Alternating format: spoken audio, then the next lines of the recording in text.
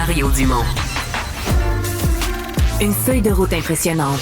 Un curriculum vitae aussi long que le pont de la Confédération.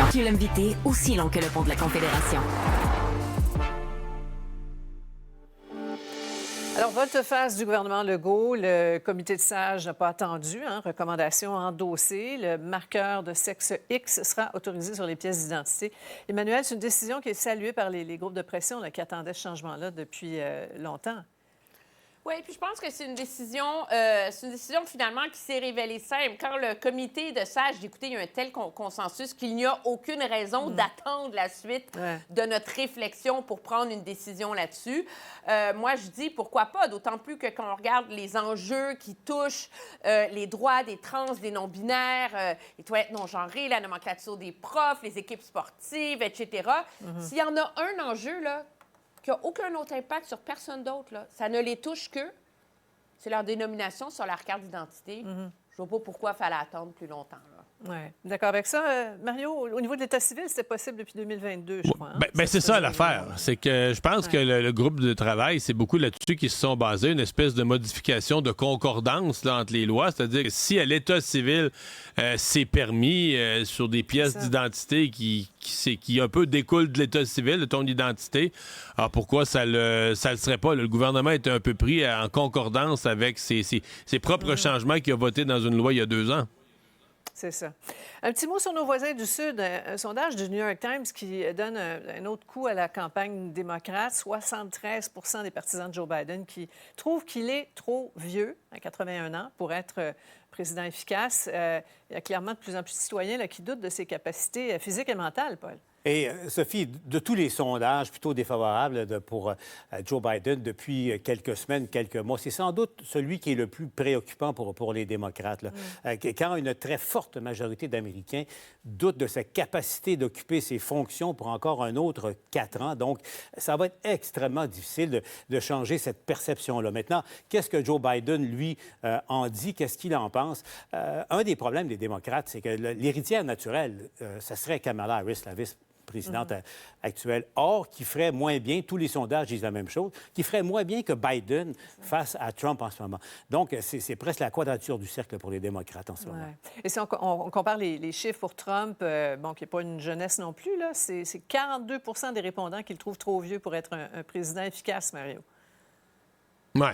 Mais il fait quand même plus énergique. Là. Il a son côté narcissique, c'est sûr qu'il y a des problèmes de personnalité, là. Mais il fait plus énergique physiquement. Et dans le cas de M. Biden, on dit que c'est une perception. Mais tu sais, il y a la perception, mais des fois, la perception, c'est une perception d'une réalité aussi. T'sais, regardez ce monsieur-là, puis on dit un mandat de 4 ans, mais dans le fond, c'est pas 4 ans, c'est comme 5 ans, parce que c'est un mandat de 4 ans qui commencerait le 20 janvier 2025, de l'année prochaine. Fait que si on prend le point de départ aujourd'hui, c'est presque dans... Tu sais, il faudrait qu'il se rende à être actif, à avoir peut-être une des jobs les plus difficiles sur Terre, encore jusque dans 5 ans.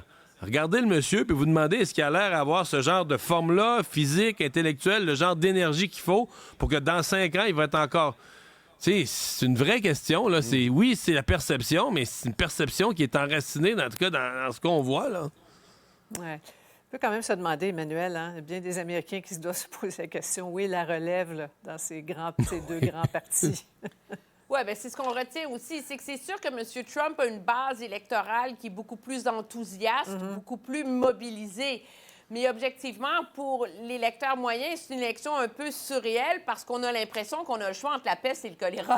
Donc, entre un vieillard dont on n'aime pas les politiques, dont on a l'impression qu'on s'est appauvri à cause de lui, et un mégalomane menteur accusé au criminel. Je veux dire, c'est pas réjouissant pour personne, et c'est ce qui rend cette élection si particulière. Et ce qui est fascinant dans ce même sondage, c'est que 28 de ceux qui veulent voter pour Trump l'estiment dangereux. Ils vont voter quand même pour lui. C'est quand même incroyable. Et qui serait mais attention, mais le vote Trump, là, il y a 2 affaires fondamentales, le vote Trump. Il y a la faiblesse de Biden, puis il y a l'immigration. Pour moi, le vote Trump, il s'explique de ces 2 façons-là. Les entrées irrégulières à la frontière, l'immigration non contrôlée et l'âge de Biden. Et c'est, Trump, il est appuyé sur 2 bases quand même qu'il traîne, là.